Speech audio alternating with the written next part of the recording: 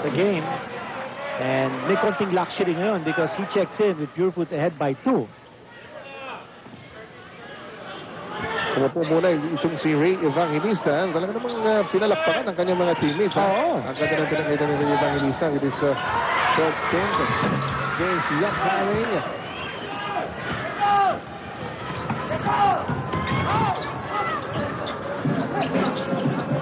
Marvin Cruz left open. Nothing there. Arwin Santos dropping it back. Now with 7 points yung po si Arwin Santos. At ito, with that basket, tumabla na naman ang ating score. 35 all, mga kaibigan. We have another timeout. Wala na pong bibitaw. Alright, mga kaibigan, sa punong ito, meron namang report si Marga Vargas. Ito naman kay Coach Ryan. Marga. Tinanong ko nga kanina mga Purefoods players kung ano ba ang naging regalo nila kay Coach Ryan who celebrated his birthday last Monday, April 7. Sabi nila ang pangako lang daw na maipanalo ang game ngayong gabi at syempre ang wish naman ni Coach Ryan na magtuloy-tuloy na ang pagaling ni Romel Adupol at ang success ng kanyang team. Back to you guys. Alright, salamat sa iyo, Marga. At balita nga natin, nung practice nung Monday, meron daw kainan pa. Dumating si Romel. Yes, oo. At, alam mo, as a tribute to Romel, he was the top center vote getter, no? Doon yata sa North team. Yes. In the upcoming All-Star game. But he had to give up his slot. Malapit na yan, ha? April 24 to 27, tapos sa Bacolod City. Siya, pumaylang lang sa 2, wala. At ito, tabla po tayo, 35 all. 27 na sa ating ball game. Homer Se. Ang ganda ng atake doon ni Homer Se. Kumagat siya sa likod sa fake. 6 points para kay Homer Se. At kailangan talaga ni Coach Coperazol ay yung production from yung mga players niya, lalong-lalo doon sa mga hindi naman talaga i-score. Tulad nila Homer Se. Of course, Don Kramer, ang ganda ng pinapakita. He's on the bench right now. Meanwhile, in heavy traffic, ito si Winnie Arboleda. Roger Yap. Ang pananawagan ng foul. Una pa lamang para kay Roger Yap.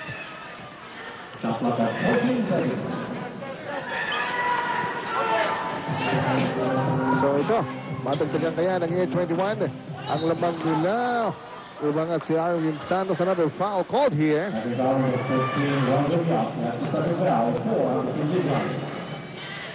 Pangalawa na yan para dito kay Roger Yap, sending Arwin Santos to the free throw line. Yan po so far itong output dito si Arwin Santos.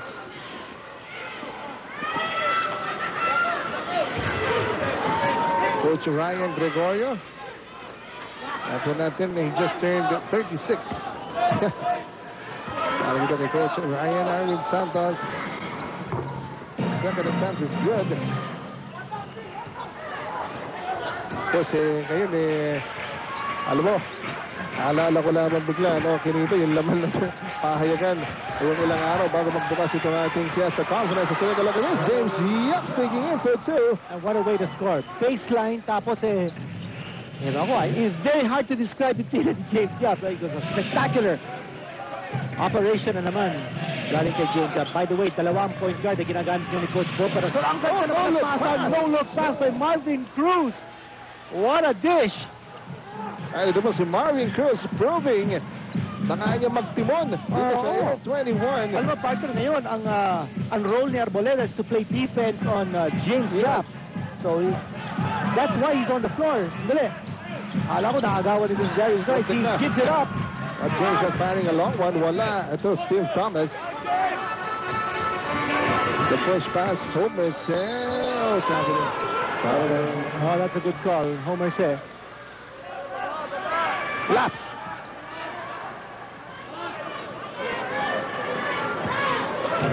Balak niya sana kasing ikutan si Roger Yap, no? Pero sa lapad ng katawan din ni Roger Yap, alam niya, hindi sa makakaraan. At sabi na pumit siya doon. So, it's happening on Homer Se. A 3-point lead para dito sa Air 21. James Yap. Short on the layup. Pero merong foul. Si Winnie Arboleda sticking to him too close, and that gave the opportunity for James Yap to drive around him. Tatlo na personal foul ni Winnie Arboleda. So ito talagang yun ang assignment ni Winnie Arboleda, containing Well, kanina si Alvin Santos ang tumawa kay James Yap, who's averaging over 20 points a game sa ating conference. So ito, balasahan na naman. Chico Lanete replacing Roger Yap. Para naman sa 21, nag-upo muna. Ito si Winnie Arboleda, pumasok si Trinidad del Campo. Ito, may parang half-court pressure defense niyo ng Pure Foods just to delay the entry pass ng Air 21 into the post. Ito na naman si Marvin Cruz. Ang tawag mo sa kanya, Marvelous Marvin. Parang Hagler. Hagler, no? Oo, pero ito, parang pang flyweight lamang ito si Marvin Cruz, ano? Talit ito. But he's coming to his own, huh? Ang ganda na pinapakita ni Marvin. He showed tremendous composure.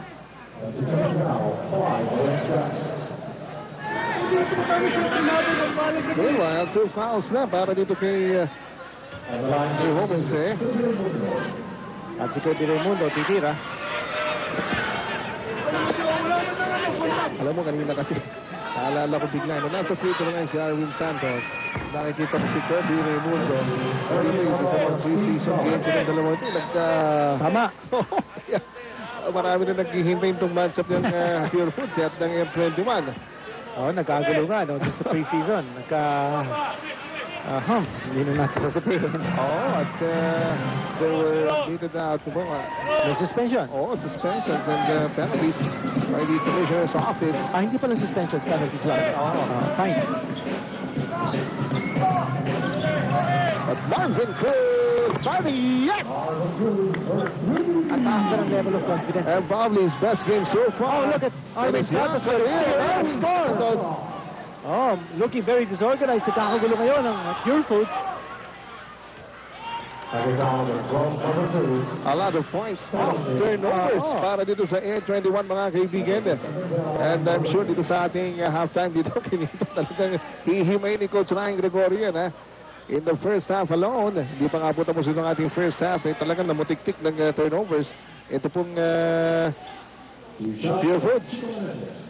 Well, this is the team that's still creating a character for this conference, not because of their dominant import. But in fact, sa quarter na to, we've noticed that Darius Rice has subdued his game to allow the locals to play a lot more.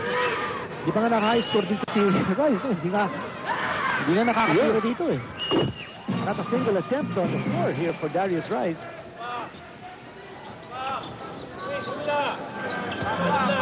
So ito po mga kaibigan, parang season itong laban natin. Ngayon 21 po na mamayanpak. Ang ganda ng distribution ng bola. Dito si Marvin Cruz para sa Air 21. He's a revelation, si Marvin Cruz sa game na to, no? And I think that's also the reason kung bakit in-start siya ni Coach Bob Parasol. Because he's done so well in his conference so far. Ito si Darius. Nagdedepensahan eh. 5 seconds to shoot para sa Pure Foods. Kirby gumawa na ng paraan. Hindi, kicks it out. Chico Lanete firing. Wala. Ang bola babagsak na naman dito sa Pure Foods. Kirby Raimundo. Still nothing para dito sa Pure Foods. Alam mo, hindi lang si James Yap nahihirapan dito. Pati si Kirby Raimundo. Ito pagkakataon ni Darius Rice to show what he can do. Si Steven Thomas is not on the floor for Air 21.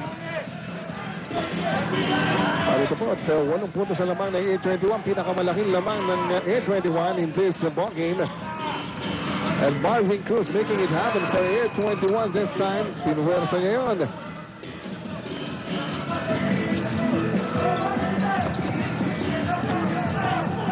Nalakaw pa si Darius Rice. Samantala, 3 against 1.